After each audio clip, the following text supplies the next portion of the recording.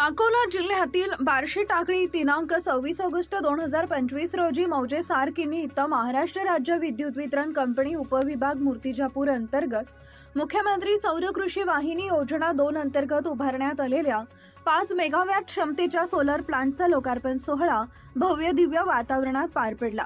मूर्तिजापूर बार्शी टाकळी विधानसभा मतदारसंघाचे आमदार हरीश पिंपळे यांच्या हस्ते या प्रकल्पाचे उद्घाटन करण्यात आले।